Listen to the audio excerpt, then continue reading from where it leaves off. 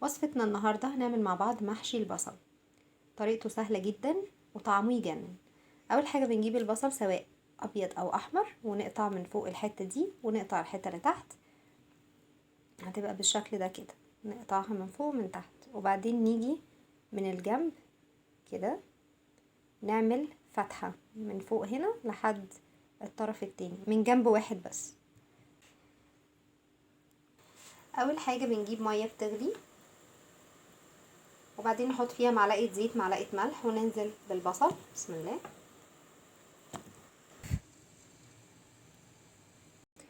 بعد ما طلعنا البصل بصوا هو بنعرف ازاي ان هو استوى. بيبقى الاول طالع فوق كده على المية، بعدين بتلاقيه نزل في ارضية الحلة. بصوا بتلاقيه بيتفكك كده من بعضه، بتبدأي تشيلي اللي بيتفكك ده وتطلعيه.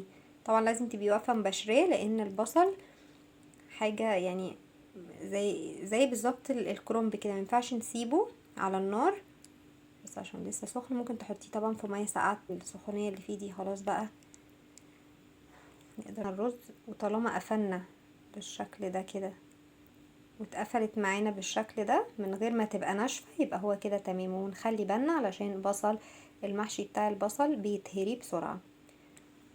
طبعا البصل بيطلع منه في قلب البصل بنلاقي اللي هي الزيادات دي، بنعمل في الحله اللي هنحشي فيها. لان انا طبعا كنت عامله محشي كرنب، كنت عامله عزومه كبيره فعملنا حله كبيره كرنب.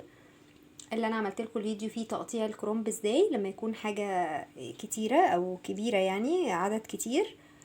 فاحنا ما عندناش بقايا خضره، وانا قلت لكم ما بحطش في ارضيه الحله غير حاجات ما نكونش هناكلها. فدي بواقي الكوسه، قلب الطماطم، عملت 2 طماطم بس، وكمان قلب البطاطس.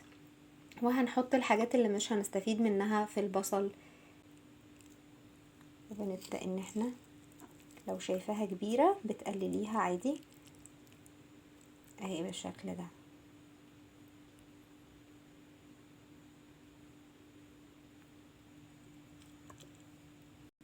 وبكده نكون خلصنا محشي البصل اهو.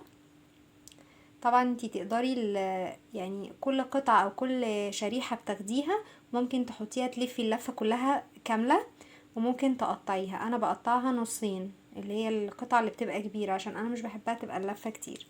عايزة بس اوريكم حاجة. شايفين الحاجات الشفافة دي اللي بتبقى في البصل دي بنشيلها واحنا بنلف الحشوة، علشان البصل ما يبقاش فيه حاجات كده اللي هو القشرة اللي هي الشفافة دي بتضايق قوي في الاكل. عايزه اقول لكم المحشي المشكل ده من احلى الاكلات اللي ممكن تدوقيها في حياتك. انا زي ما قلت لكم بعمل مثلا كرومب، او بعمل ايه هو الحاجه اللي انا بعملها، اي حاجه بقى، حتى لو بتنجان فلفل الكلام ده. بعمل كميه الرز الخلطه يعني بعملها كتير وبسيبها 3 ايام في اول رف في التلاجة وبغطيها. وبعدين بعمل مرة بقى تاني يوم بجيب بتنجان مثلا وبكمل بالحشوة. تالت يوم بعمل مثلا الحاجات المشكلة دي. بصوا انا ما عملتش حاجات كتير، هما كانوا 3 بصلات زي ما شفتوا في اول الفيديو. ودي عندي ده فلفل وفلفل، ودي فلفلاية، دي فلفلاية برضو. ودي انا مش بحب البطاطس قوي فعملت بطاطساية واحدة بس. ودول الطماطم. وخدنا الحاجات اللي هي بنطلعها منهم، يعني خدنا تقوير الكوسة، خدنا تقوير الطماطم، تقوير البطاطس، خدنا تقوير البصل اللي هو سوري البصل ايه اللي بيتقور. خدنا الحتت اللي هي بتبقى مش بتنفع تتحشي اللي هي قلب البصلايه من جوه، وحطيناهم في الارضيه وحطينا معلقه زيت. ودلوقتي هنسقي الشوربه بتاعتنا، هيطلع اجمل محشي هتدوقوه في حياتكم.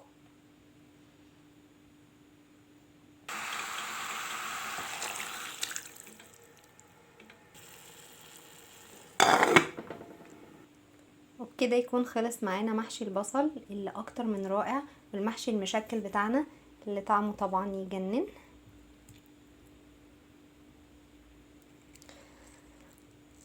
هو بيستوي اسرع كتير من المحشي العادي. بصوا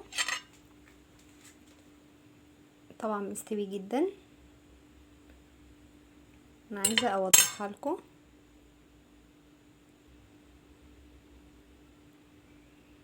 طعمه يجنن. وكل حاجة معاه استوت، بس هي البطاطساية دي حد بس ايه خطفها كده وخد منها حتة، وانا كنت بصور. بصوا بطاطس مستوية خالص، الرز كمان مستوي تمام، الكوسة نفس الكلام برضو مستوية جدا. وطبعا الطماطم انتوا عارفين ان هي بتستوي بسرعة. محشي البصل ده لازم اللي مجربوش يجربه، بجد طعمه حكاية يجنن. متنسوش لو عجبكم الفيديو تعملوا لي لايك، واللي لسه مشتركش في القناة يعمل لي سبسكرايب علشان يوصلكوا كل جديد. باي باي.